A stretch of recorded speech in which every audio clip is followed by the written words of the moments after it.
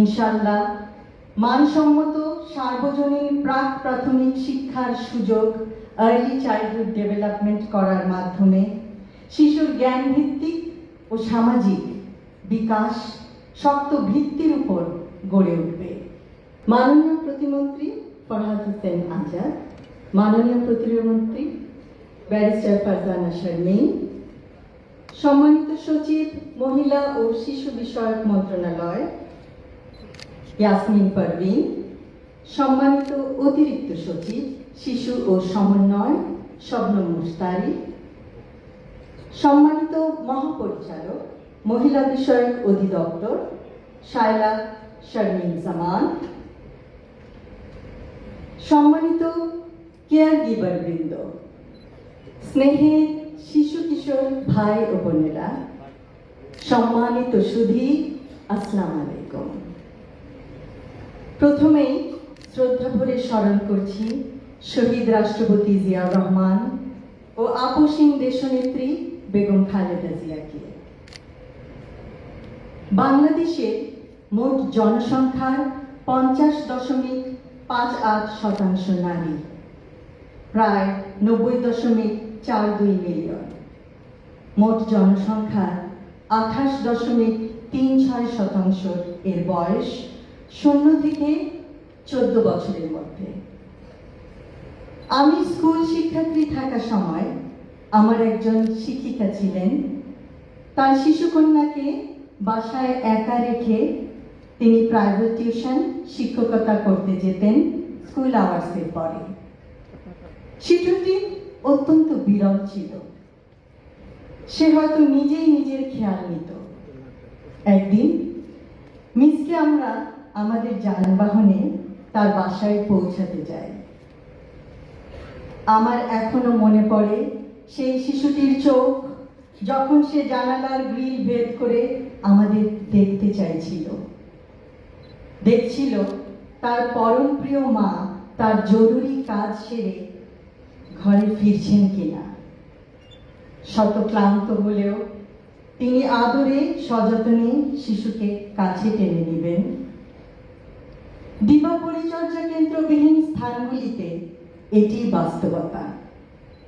হয়তো পরিস্থিতির কিছুটা উন্নতি হয়েছে, কিন্তু সংসারের খরচ চালাতে হিমশিম চাকুরিরতা মা এক্ষেত্রে নিরুপায়।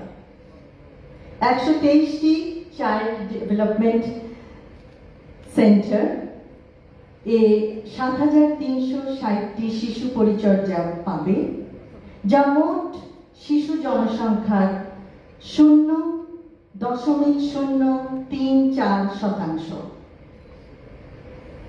নিষ্ঠা ও প্রত্যয় থাকা সত্ত্বেও মা যেমন নিশ্চিন্তে কাজে মনোযোগ দিতে পারবেন না, তেমনিভাবে শিশুটিও আর্লি চাইল্ডহুডের জন্য প্রয়োজনীয় অনেক অ্যাক্টিভিটি থেকে বঞ্চিত। সে সমবয়সীদের সাথে খেলা করতে পারবে না, সর্বোপরি সুস্বাস্থ্য অর্জনে বঞ্চিত হবে। ছোট্ট মেয়েটি পরে উন্নত চিকিৎসা পেয়েছে, কারণ সে মানসিকভাবে একটু বিপর্যস্ত ছিল। পরে উচ্চতর শিক্ষা লাভ করে সে এখন প্রতিষ্ঠিত। কিন্তু শৈশবের এই স্মৃতি নিশ্চয়ই তার জন্য ভয়াবহ। যেই সময়ে তার সমবয়সীদের সাথে খেলাধুলা করার সময়, বিভিন্ন আর্লি চাইল্ডহুড ডেভেলপমেন্টের অ্যাক্টিভিটি করার সময়, সেই সময় হয়তো কখনো তার খিদে পেয়েছে, কখনো ভয় পেয়েছে, শেষ পর্যন্ত ক্লান্ত হয়ে ঘুমিয়ে পড়েছে মা বাবার অপেক্ষায়। ইনশাআল্লাহ মানসম্মত সার্বজনীন প্রাক প্রাথমিক শিক্ষার সুযোগ আর্লি চাইল্ডহুড ডেভেলপমেন্ট করার মাধ্যমে শিশুর জ্ঞান ভিত্তিক ও সামাজিক বিকাশ শক্ত ভিত্তির উপর গড়ে উঠবে। আমি আজ ধন্যবাদ জানাতে চাই সকল কেয়ার গিভার মা বোনদের তাদের মানবিক এবং অত্যন্ত কঠিন কাজের জন্য। অন্য মা বোনদের শিশুদের পরম স্নেহ যত্নে তারা বড় করছেন। তারা আছেন বলেই অনেক মা বোনেরা স্বাচ্ছন্দ্যে নিশ্চিন্তে চাকুরি ক্ষেত্রে যোগদান করতে পারছেন। শিশুরা নিরাপদ পরিবেশে বেড়ে উঠছে। শৈশব জীবনের অত্যন্ত গুরুত্বপূর্ণ একটি অধ্যায়।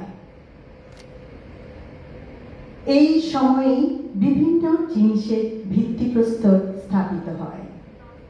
দিবা পরিচর্যা কেন্দ্র শুধু নিরাপদে থাকার স্থান নয়, দেশের ভবিষ্যৎ গড়ার সহায়ক। কেয়ারগিভার্স, আপনারা একই সাথে দুটি কাজ করছেন। বাংলাদেশের ভবিষ্যতের ভিত্তিপ্রস্তর স্থাপন করতে সহায়তা করছেন।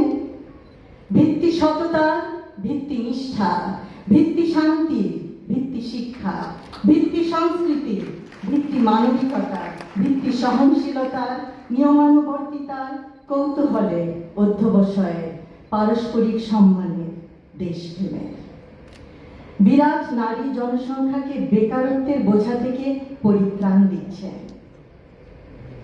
পরিশেষে এই সুন্দর, সুপরিচালিত, সুপরিকল্পিত দিবা যত্ন কেন্দ্র পরিদর্শনের জন্য এবং কেয়ারগিভারদের সাথে সাক্ষাতের জন্য আমন্ত্রণ করায় সমাজ কল্যাণ, মহিলা ও শিশু বিষয়ক মন্ত্রণালয়কে বিশেষ ধন্যবাদ জানাচ্ছি। শিশুর প্রারম্ভিক যত্ন ও বিকাশের সেবা যত্ন কেন্দ্র সারা বাংলাদেশে ছড়িয়ে পড়ুক। সকলকে ধন্যবাদ। আল্লাহ হাফেজ। ইউরোপ, এশিয়া, আমেরিকা যেখানে যাই, বিশ্বের 145টি দেশে আজ ফ্রুটো পাই।